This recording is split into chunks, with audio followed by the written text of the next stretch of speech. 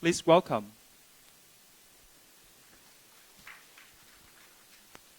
Hello. Hello, mic check. Good morning. Good morning. I am very happy to be here. This is the first time I'm in Hanoi, and what a beautiful city. So, here we are on a Sunday. That tells us here on a Sunday we're all doing work, right? So this is something that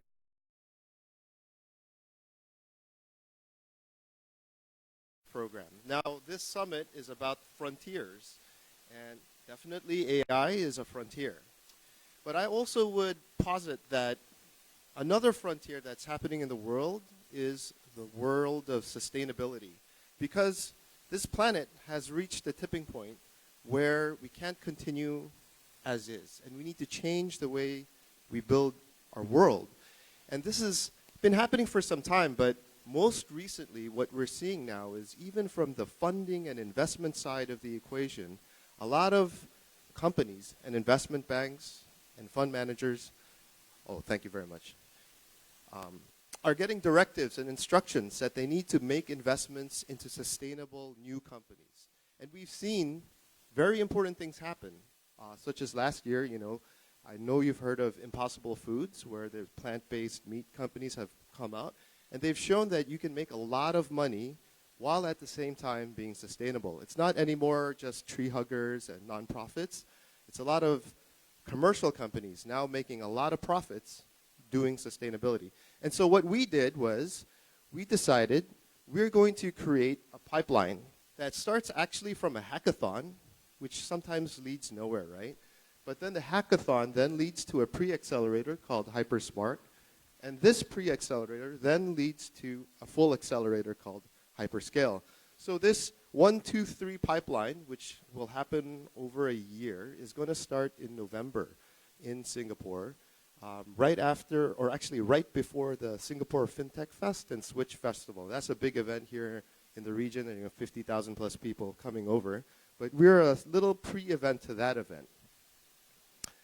And so, so that's starting in November, the first week.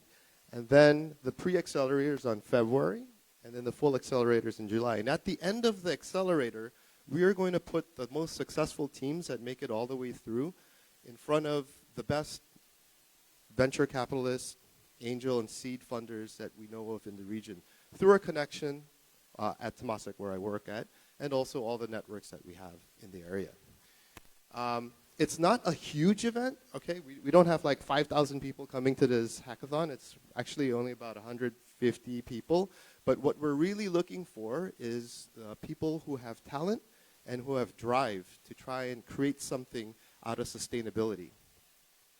So I asked the organizers to have a discount for our friends over here in Vietnam because we want some people from Vietnam to come in and join in on the fun.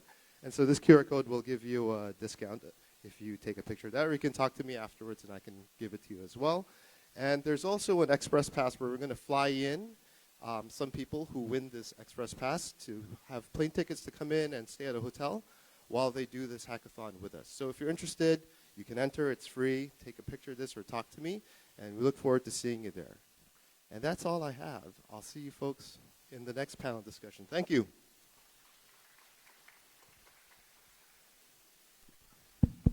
Thank you, Mr. Shang Xin, with your introduction. You will stay on the stage to join our upcoming panel discussion.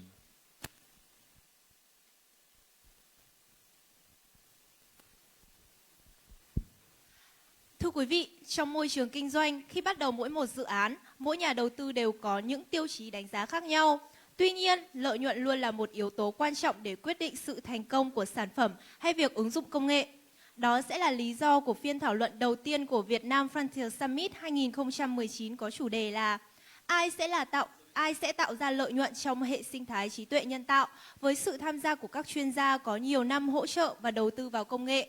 Phiên thảo luận bao gồm ông Danny Goff, co-founder của Nexus Frontier Tech, ông Tak Lo, founder của Zero.ai, ông Ernest Su, giám đốc của Hello Tomorrow, ông Sang Xin, giám đốc của Temasek. Và điều phối phiên thảo luận ngày hôm nay sẽ là anh Louis Nguyễn đến từ GNH Venture. The first panel discussion of Vietnam Frontier Summit 2019 is who is going to make profit in AI ecosystem. It will be joined by Mr. Danny Goth, co-founder of Nexus Frontier Tech, Mr. Tak Lo, founder of Zeroth.ai, Mr. Ernie Su, head of Hello Tomorrow, and Mr. Shang Xin, director of digital innovation at Temasek. Moderator of this session is Louis Nguyen from GNet Venture. Please welcome. Xin mời các diễn giả tiến về phía sân khấu ạ.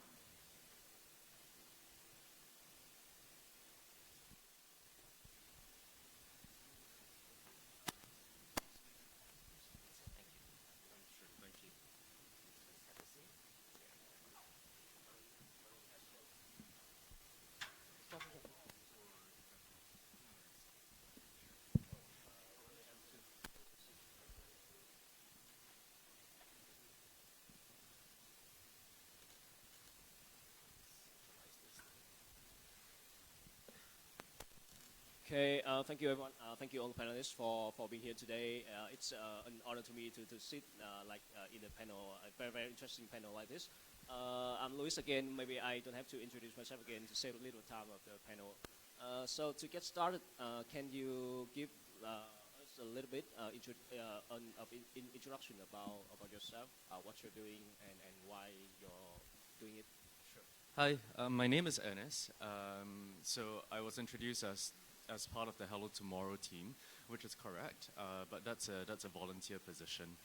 So Hello Tomorrow is a global nonprofit that focuses on helping technical innovations and the technically ambitious roll out to market. So we are present. We have a network of around 28,000. We run our activities across 14 different tracks, which include things like medical biotech, industrial biotech, medical devices and digital health, cybersecurity and communication, advanced computing and AI. You get the idea. There isn't really a gap within the technical fields that we don't try to fill. So as part of that, we run what I believe is the world's largest deep technology challenge, which ended September 13th. We did have quite a few applications coming from Vietnam, which is really, really nice to see. And the finals will be hosting with our regional summit on November 7th in Singapore. But in my commercial life, I invest in and build technical companies. These can be early stage, these can be late stage. So we don't really discriminate. We are more interested in the potential of the company. Yeah. Hello again. So my name is Sang. I moved here from America about 3 years ago, here being the region. And I used to run a startup out in Silicon Valley for a couple of years, actually for 4 years. And I decided to come to Southeast Asia with what I learned out there to try and help build the ecosystem and meet really great people such as the people on stage to do this. And so I moved to Singapore to do that, and I'm working right now at Temasek, which is one of the investment companies out there. And my day job is actually my night job and weekend job, which is really to meet people, provide some advice, see if I can connect people from person A to person B to try and make these deals happen, and to come and talk to these people such as yourself, and motivate you and show you that there are multiple interest groups in the same thing that you guys are doing. We're just coming at it from different angles. So very happy to be here and meet all of you folks here. Hi, I'm Danny. My venture actually get across quite a multi-regions. I'm actually based out of London, but in the last 30 years I've been living in the States, being the last 15 years in the UK only. And actually I'm an academic.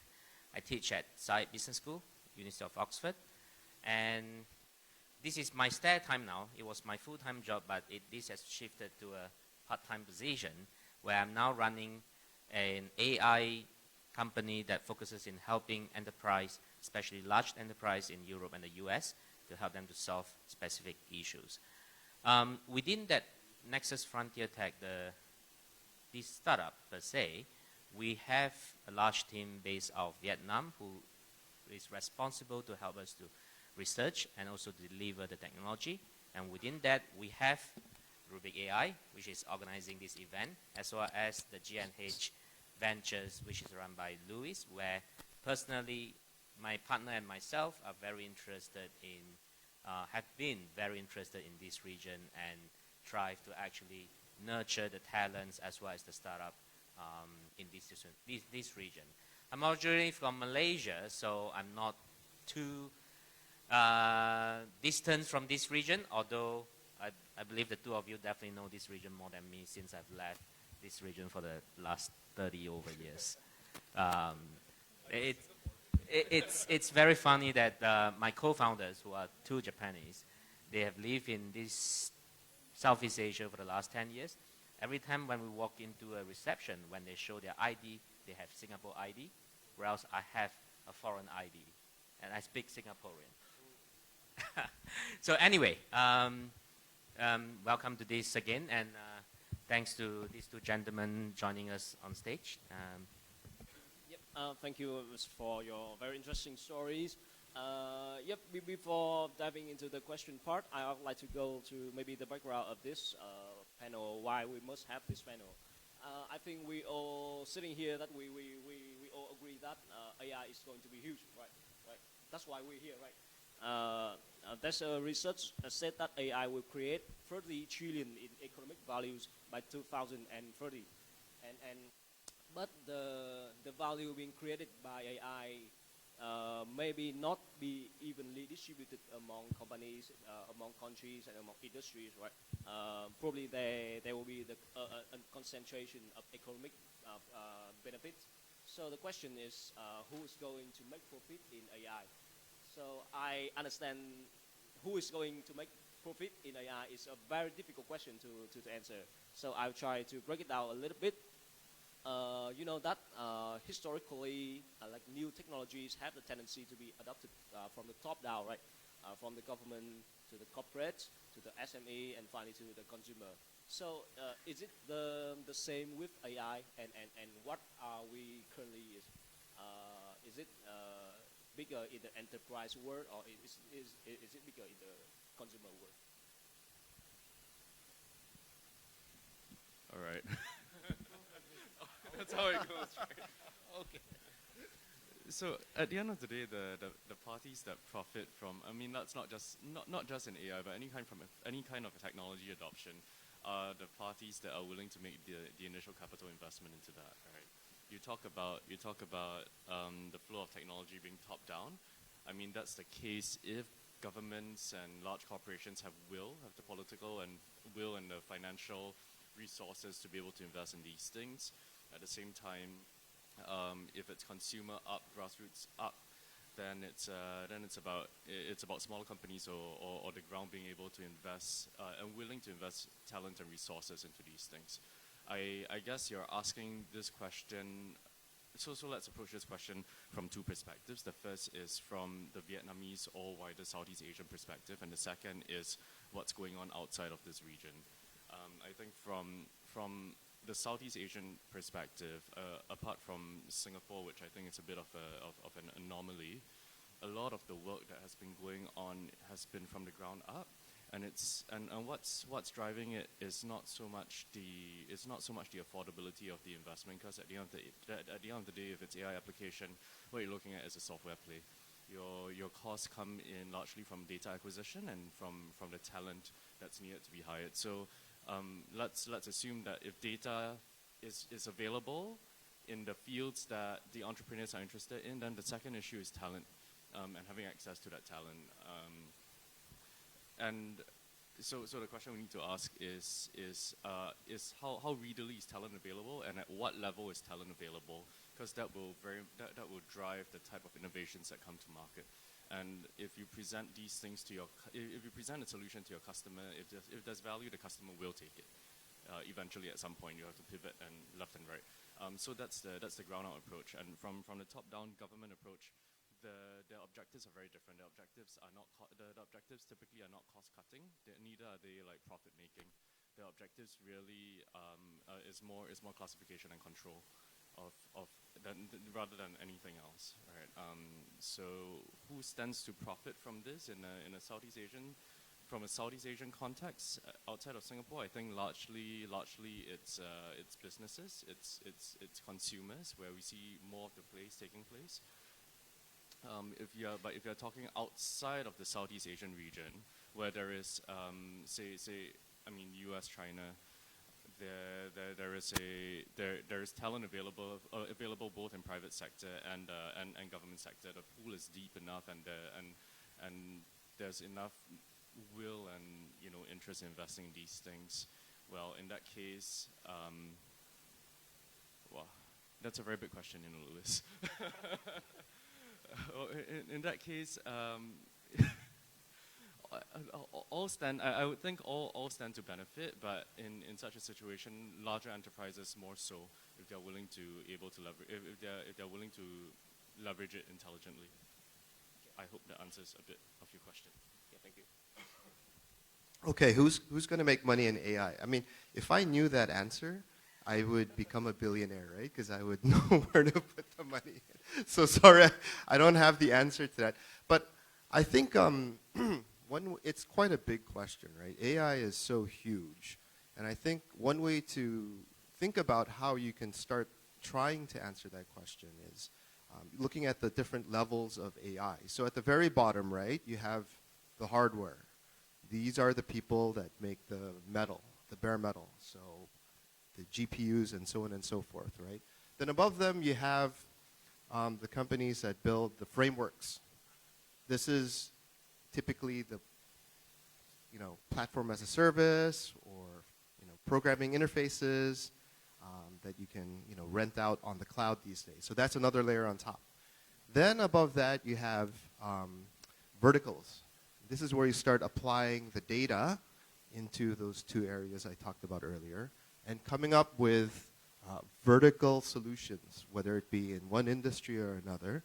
And then above all of that is you have the enterprises, which is the companies that sell either B2B or B2C. So in this stack, right, you can see that at the very bottom, bare metal, you have these huge companies like Google and NVIDIA and so on and so forth. Quite difficult to challenge them. Unless you truly have some new invention, the economies of scale make it very difficult to compete with them. Same with the platforms or the frameworks. This one is, this is the battle of, this is where it's more bottom up than top down. So when it comes to developers, and if you see what happened to React and React Native with Facebook, and they released that platform that has overtaken Angular and so on and so forth, it's really a bottoms up and battle of the fittest, basically, of how many of the programmers use it. But then you get to the area of the verticals, right? And this is where I think this region really has a capability to compete, where you're now applying domain-specific data into the AI, algorithms and engines and producing a service. And that is the uniqueness that you can compete with anybody, because the data is localized. And who has access to this data to create this business? Now we see like companies like Tiger.ai, some like local, regional AI companies coming up by being able to do that. So if the answer is who in this region is going to make money in AI, I would think that there's a good opportunity for B2B, so selling to enterprises, these enablers of AI engines by applying the localized data. I think that's an area that could be quite interesting in this region. Again, it's a very big question, so my answer could be coming from a different angle. Based on my experience, I would like to see from, rather than an answer today, than actually a progress of this adoption of this technology. In the beginning, of course, it's all this frontier technology has always been started by either a very specific large technology enterprise like Google, Apple, Amazon, and then it will start flowing down to the smaller startups. But actually, the other 90% of the enterprise and the users are always been very vague about what this new technology or what these use cases are. And that includes large enterprise, SMEs, as well as go down to the consumer. To them, it doesn't really matter any of this AI or blockchain. It matters to their life, what they can use. So, especially in Europe, a lot of the enterprise, they are not in the US, so they don't feel the need of well, why do we care about AI? Why do we care about blockchain? They have a large, very large horizontal providers. Their services covers across different industries, across different verticals. And they've never been needed to actually adopt all this new technology until they see the heat. And where the heat comes from? It comes from the bottom-up approach. And the trend in the last 1 or 2 years or so has been these large enterprises finally come to the wake of all these new startups, new from the bottom, and these new large technology enterprise from the top to actually make them feel they need to do some change. Otherwise, they are falling behind. And we finally see some movements on this new, or this, I call it legacy enterprise, to start trying. And when they're successfully trying, or when they actually just involve a little bit of all this technology into their business. Take financial sector, for example. When they first roll out a technology, they are the one who can create the economies of scale to let a lot of users to actually try it. And this trend can never stop. It's just growing, rolling out faster and faster, and we started to see a lot of enterprise in the old industries are starting to adopt and try, and that provides a very good environmental factor to allow this enterprise to work together with startups, as well as actually connect them together with the end users, with the consumer. What do these legacy enterprise has? They have branding, they have credential. These two are these young startups, or even in this large conglomerate, technology conglomerate doesn't have. Take of any of the financial institutions, they have at least hundreds of years of history, most of the banking industry, and they have all these credentials that you are willing to actually park your money in it without any problem. And all these fintech startups, let's say London being one of the largest fintech capital in the world, all these startups that has raised billions of dollars, we've never used them actually more to put in just a few £100 rather than actually put our asset into it. So that this comes into a very interesting timing where the convergence between the legacy enterprise adopting new technology invented by these startups who are very focused in a very vertical areas to help them to actually create the economies of scales to roll out the technology. After all, it's only a tool to help them to provide the final end benefits to the consumer at the end. So I hope I don't go too far, but Yep. Thank you. Thank you all. So my like key takeaway from your answer is that we actually have many layers in the AI value chain, right? And the adoption of AI is not necessarily be top down. It could be top down or bottom up, depends on the dynamic of that layer, right? Okay. So the next question is mainly about talent, I think.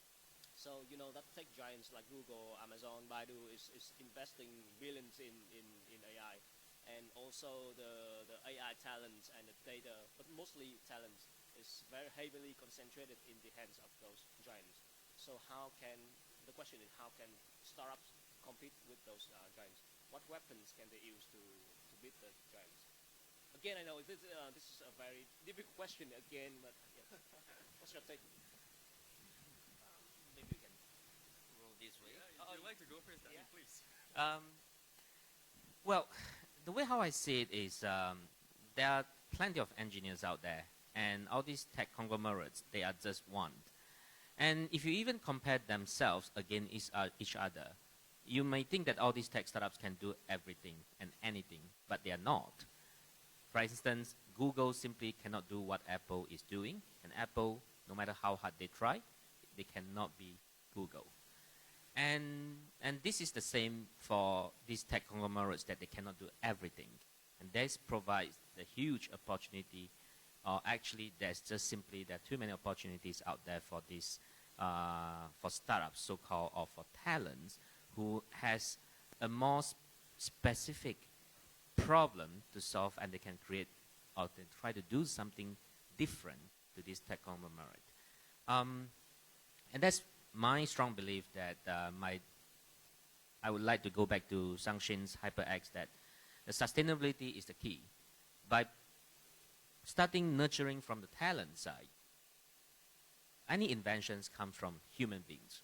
It goes down to individuals, to a small group of people, and then only to a small company, and then grow up to a large enterprise. Even in company like Google, it divides into very small different departments. So again, the ideas, the talents, it actually requires them to actually goes down to the base of the problem, where it's basically our human lives.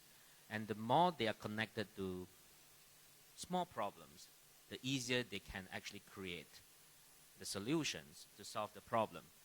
And again, I'm not answering the questions directly, but what I'm trying to say is just there's always opportunities. And if you look in the last 100 years, just the past 100 years, new companies, new conglomerates coming up every 10 years. From AT&T to IBM to Microsoft to Apple to Google and then back to Apple again. It will never stop. And these companies started from very small, from garage, let's say, per se. So yeah, that's why I believe that the core solution actually comes from the talents nurturing, and then from there it can start from anywhere. That's the fun of being in this ecosystem. It actually provides a lot of opportunity no matter where you are, as long as you are creative, you can do something. There's always opportunity for every individual. Another question, if we could answer, we'd all be billionaires. Look, talent is really actually when I think about talent, talent is really the deployment of our focus and interest in something, and our discipline on it. Right? There's no one country or one race or whatever that's smarter than the other. We're all human. We're all equal. It's how we decide as a nation or as a group of people to focus on something because we really, really are interested in it. If you do that, you will have the talent, if what you say, the skill to do it. And the question is, are we at that point here in this region, in Vietnam more specifically, where we have that focus, we have that interest, we want to build our own entrepreneurial companies and startups? Are we there? Because I'll tell you a secret about America. I lived there for over 2 decades, and they have a very powerful secret weapon. It's more powerful than any military weapon they have. And that weapon is the H-1B visa. That visa allows the smartest people from around the world to fly over to Silicon Valley and stay there and live there and build a company. In effect, importing the smartest people from the entire world into that area. And the question I have is, as we go forward, as the countries where these people were flying from develop their own ecosystem at home, will they now want to keep going to America to deploy and start a business? Or have we reached that tipping point where the talent, if you will, wants to stay here? Because this is where the growth area is. This is where the future lies. And this is where we are looking forward to. I mean, this is not a 1 month, 1 year, or even few year journey we have to take. This is a journey that's going to take many years, perhaps even decades. Even Silicon Valley was 20, 30 years in the making. But if you ask me, I do believe that this area, this region, is the future. And I do think that in that time frame, we will have developed our version of what we see out there. That's why I'm here today. I think human nature is such that with anyone who's employed, anyone out there, they're looking for 2 things, right? They're looking for security and they're looking for significance. Security first, followed by significance.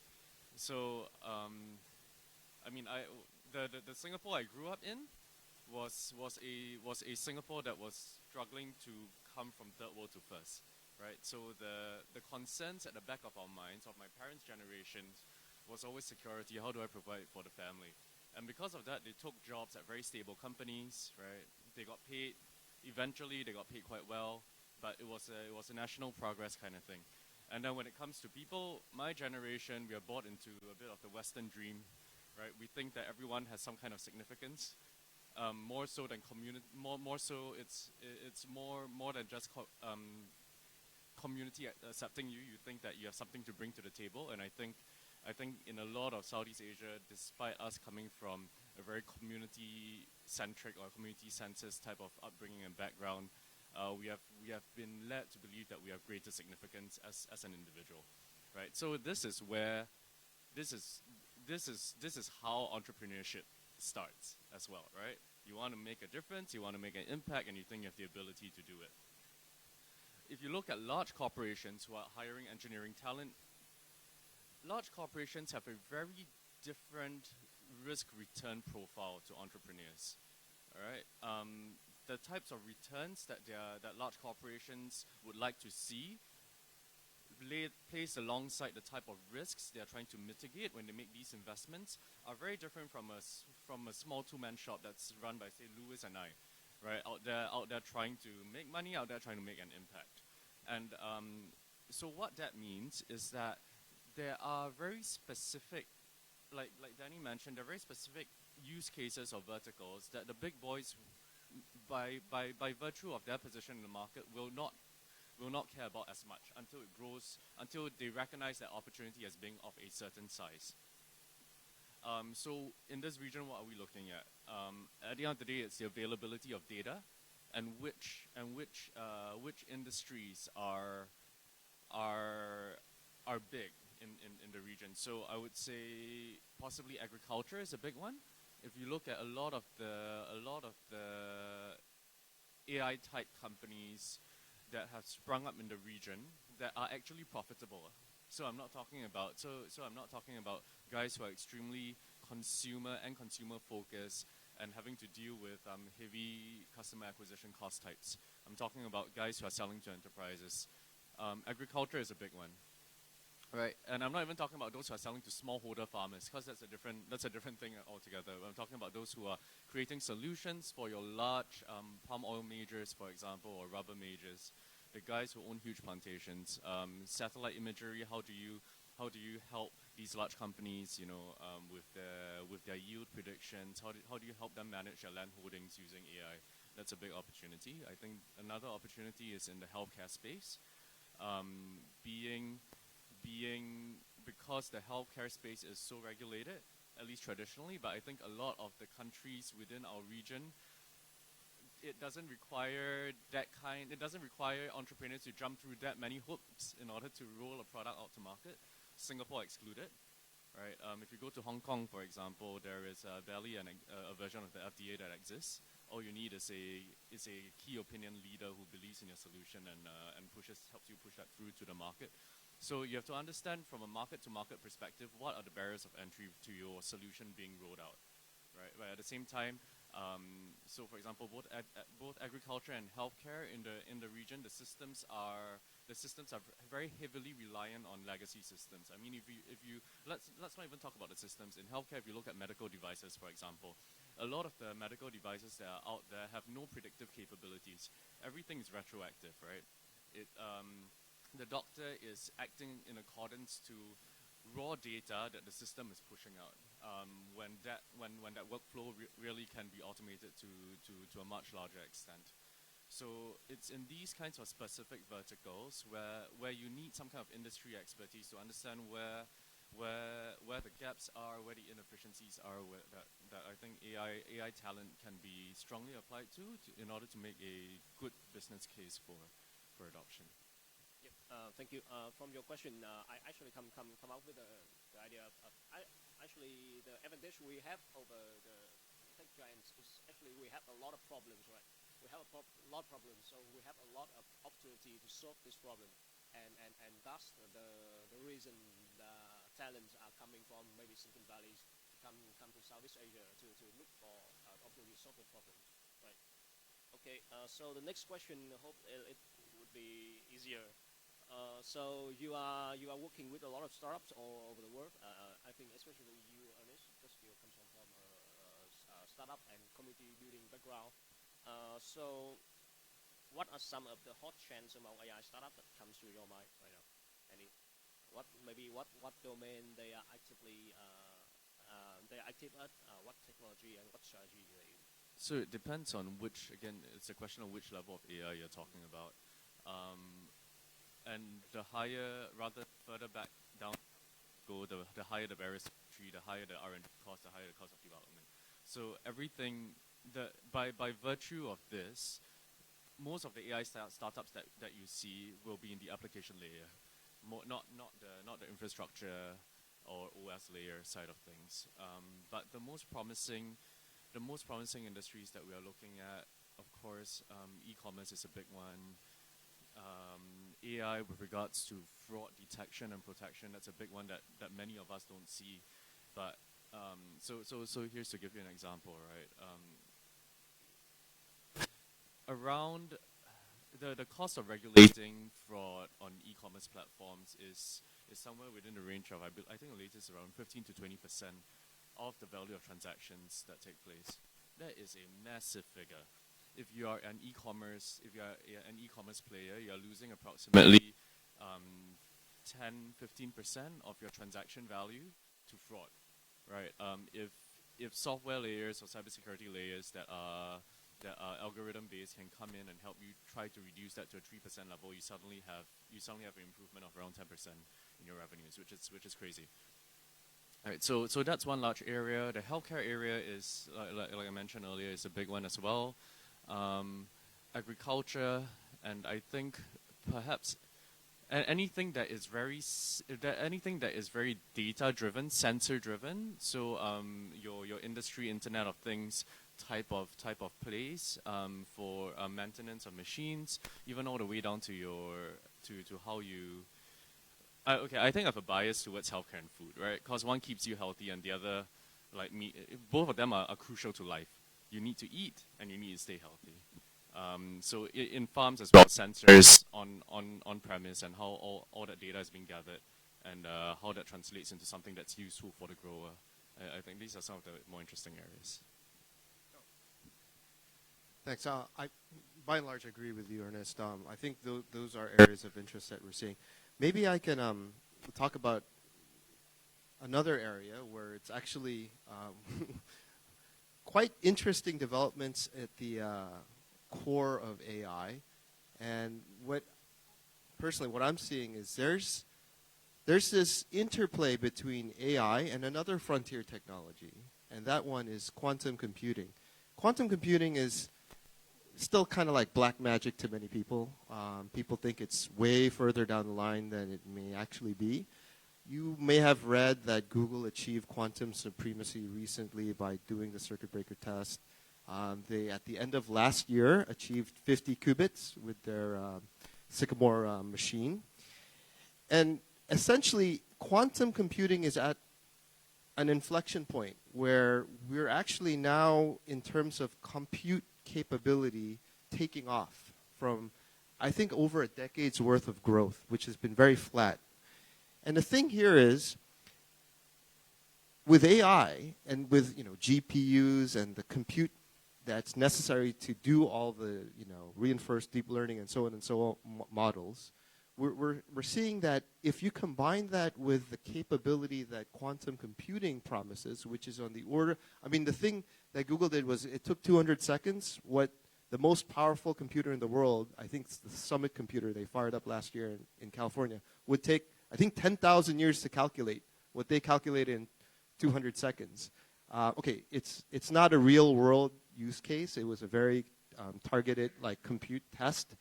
But what it did show us was that, wow, this is another scale of compute capability. And once they figure out the programming interfaces and the noise with the qubits, and they figure that part out, in our lifetime, very clearly, much sooner even, we're going to have a combination of the compute that quantum computing can enable combined with the AI. And you can imagine what kind of data it can process to make predictive analysis is something that I know Elon Musk talks about it in a more dark way, and other people talk about it but it's something that will really transform human life in our lifetime, actually. And we're going to see this, and that's something I'm looking at very carefully these days.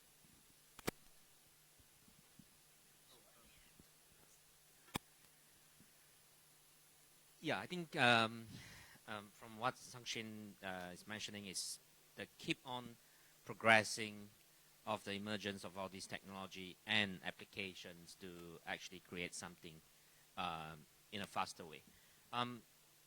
I'd like to go into a bit of applications where Ernest mentioned. Essentially, our job today is to try to look into how can we make the step 1, step 2 in this by using this technology to solve problems, and then at the same time infusing faster and newer technologies into helping it to grow even faster as the exponential growth. And that comes to the fundamental understanding of what AI can do, what AI modeling can do to the real life example today. And it's actually just come into, we're not really talking about AI can actually changing humans. That's more of my research with the World Economic Forum that has never really come to human life yet, but more about how can we actually apply onto the applications. And in today's world, into those organizations who are trying to apply AI, they are not really thinking about how fast, how accurate the model is. They're more thinking about how to mitigate the risks and the errors of the model is, which means what we're trying to do is just trying to, because in real application by large enterprise, they are never thinking about, they cannot try even with 95% accuracy. They have to try with 100% accuracy, just like autonomous car driving. In a 10,000 cases, if an autonomous car kill a person, that's way worse than just by a manual car killing every day. So in this regard of a lot of examples given by Ernest just now was, to me, it comes to AI can actually mitigate a lot of all these repetitive tasks done by human that has preset all these rules and regulations. And that is very easily done by AI applications, where you can actually set a boundary, a very clear boundary for this machine to do it 10,000 times or a lot faster, a lot easier, a lot cheaper than human beings. And that's the reason why, we touch a lot about rules and regulations in all these different applications, in e-commerce, in finance, in back-end operations, that those applications are right now being adopted by a lot of all these large organizations. Again, because of my experience with this enterprise, I do understand how they think from the point of PR on the front, where they need to adopt certain technologies, but that doesn't never really go into their P&L at all. What goes into their P&L at the end of the day is still how to make more money or how to cut more costs. And today they are slowly realizing that actually it does has a huge impact in how they can actually revolutionizing their way of doing things on the front end to treat the consumers, and also at the back end of how they run. Instead of taking 10 people to run an operation, they can now take just one person to run the operation. And that's where the power of this technology, because we're not talking about trying to bring in a consultant to reduce 10% of the operating cost by, actually most of the time is to fire 10% of the workforce. You can't really change anymore.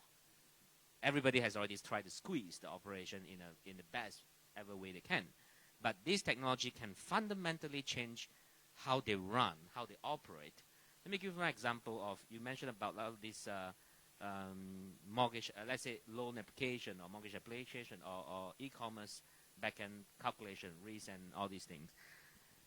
Those are all very repetitive tasks because they have already been predefined long ago and it's highly regulated, which means the rules is very strict. It's very easy to set the boundaries between these two. And then, at the end of, then we just look into how many people are running the operations. How are they running the operation? How can we actually cut it down? Can we make it automated?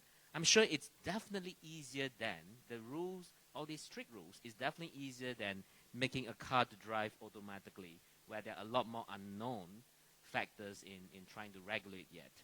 So that's my view on rather more on combining both of your views in terms of how we can actually look in today's problem and how to solve it, combining with all this growth, exponential growth of new capability come into the effect of helping it grow.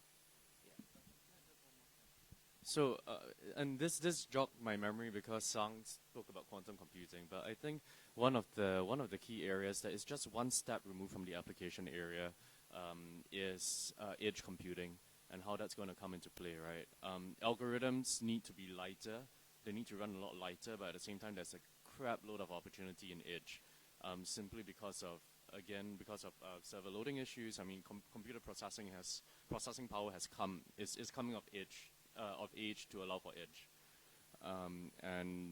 and with that also helps such computing power or such an architecture allows us to deal with security issues a lot better as well, and at the same time we need that kind of like very front-facing light type of computing in things like autonomous vehicles, right? Even in things like helping with traffic conditions, and the algorithms that go into powering such intelligence, or the algorithms that go into making such a thing a reality, those have not been very well defined yet or well thought about. So I think there's a huge opportunity there. Yeah. Thank you for your sharing. So yeah, maybe the final question. There is currently like a war for AI supremacy between China and the US, right?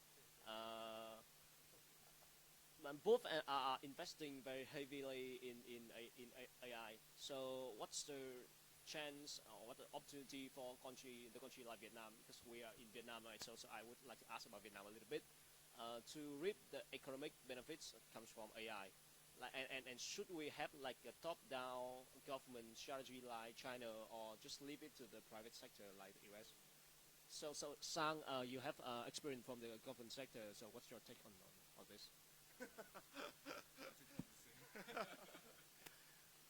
Yeah, this is it's actually quite fascinating what's going on. If you look at what's happening, AI, right, is really dependent on the data. All right, without the data, you really can't have the AI, if you want to call it that. And so what's happening really is the war that's being fought, if you will, is not necessarily the AI algorithm, although there is some of that. It's actually about the data. And so what you look, it's not just China and America, actually. It's around the world, India, Europe. These countries at a country level, at the government level, are trying to figure out what their policy on data is within the country, and then also import-export of data. And this is where it gets real interesting. There are a lot of people who believe that there will be a bifurcation between basically the Western world represented by the United States and the Eastern Hemisphere represented by China. There's another, that would result possibly in something they call a splinter net, which is like, based on data localization rules, you have like different versions of the internet, which you already see in China. Then there's the other group that thinks that what's going to happen is something very similar to the international banking system, where there's an international banking rules and regulation that every country follows, while at the same time there's a local banking rule and regulation that links into this. Except instead of money and currency, it's data. And so I think it's still early to try and predict what's going to happen. But there's definitely interest from the government point of view on these areas. Now, I don't work for the government, and Temasek, we're not really technically part of the government either, but we do see some of these macroeconomic factors going on. Going back to what might mean for a country like Vietnam, which is part of an ecosystem or region, again, I think, it all boils down to data. So I think understanding what the data in this nation, where the value is in the data that's unique to Vietnam, in where it lands, how it interfaces into the international rules and regulation on this, is going to be critical, right? And that's something that, it's not just Vietnam, it's like Singapore, for example, is doing this. In fact, in the upcoming hyperhacks, the government of Singapore is working through Temasek with some of the large portfolio companies to actually create the first data sandbox, a regulatory sandbox to test in a safe way the mixing of data between public and private sector to see if we can apply some of our AI even or data science information to come up with a new business possibly. And so these are things that we need to continue to, as a country and as a region, to experiment on to find out where the value is. And that's my answer. I think one last thing I'll add is, aside from the data, there's also, at the AI level, there's also like this question of ethics and AI, and how to properly use the AI. We know of things like fake news and all these other things that may not be great for society. There's also dangers on weaponization of AI, which that has been talked about. There's actually like talks of how to regulate the flow of military level type of AI from one country to another to hold it. So these are all things that are actually, as I speak, happening at the second between different countries within the EU and different continents right now. So it's quite interesting to see how this evolves. Yeah, the fight between the US and China. Simply, none of any country in Southeast Asia wants to enter into the fight. Simply because there's no asset to fight for as well. There's no weapon to fight for as well. To put it that way, when these large giants, they do possess a large variety of assets when they brought this into the fight, whether in the mass available of data or the very specific area in applications in, let's say, mostly governmental surveillance, weaponizations of using this technology. None of these can be done in this region. None of this can be. There's no point in actually looking into this specific sector as well, because it's not enough data or not enough talent or not enough of a lot of things to fight with them. However, having said that, there's always something that this region or this country is doing better than others. I mean, if you make a comparison to the trade, why do China and US need to buy goods or service from Vietnam or Singapore or elsewhere? Because there's something that this region is doing. There's some specific things that this region is or this country is doing better than them. That's why they're buying it from us, whether from the point of cost or specific advantage. So that applies back to the technology where instead of fighting with them over the same domain, over the same large set of different set of data set, it's always possible for the people in this region of Vietnam to actually look into a very specific problem or very specific issues where you can probably serve it better with the help of the local governance community. That definitely comes bigger than a private sector in China, a private company in China, or a private company in the US. So that's just my humble view on there's always opportunity, and the opportunity is actually how to realize the strength of this region. I mean, refer back to you to look into the internationalizations of the applications versus what we can actually provide over here. And there are a lot of small applications that we can do it a lot better, for sure. Do you have anything to add? Not really, but all I'll say is this: the question you asked is a question on world order, which is a very, very broad and complex topic. But again, where we sit in the world, this is not our battle to fight. Our battle is for survival. Our battle is to maximize the quality of life for all of our citizens.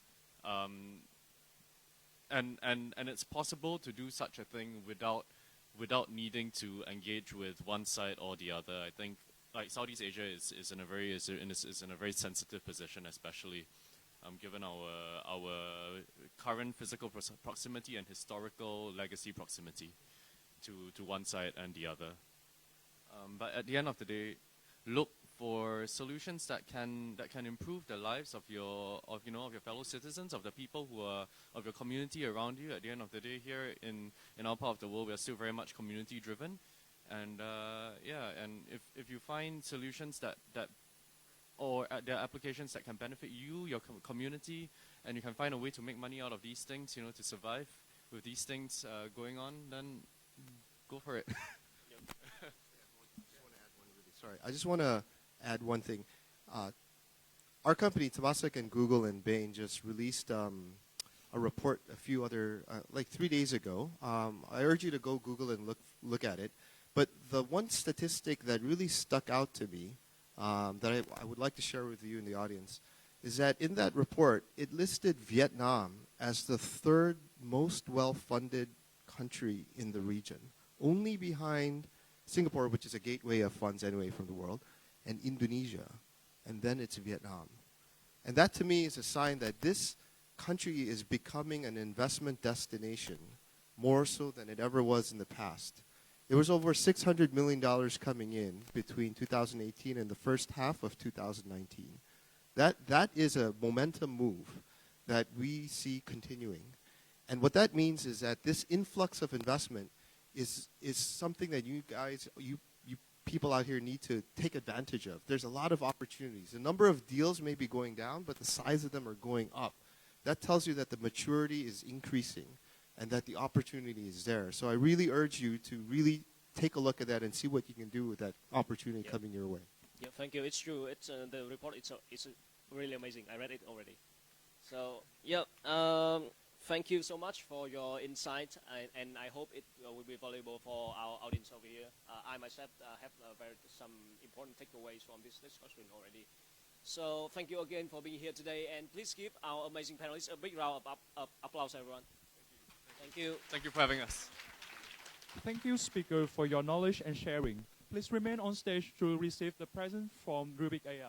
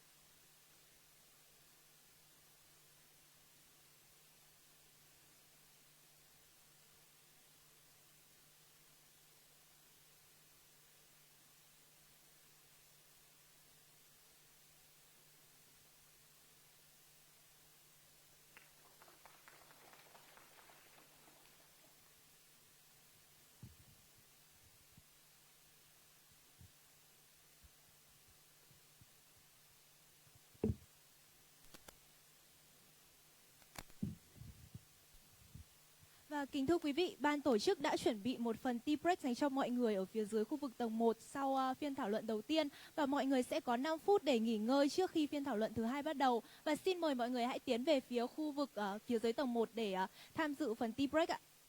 Before starting the next session, we will have a 5 minutes break. Right at the first floor, we have also prepared the tea break for all. Please enjoy yourself and feel home. Thank you.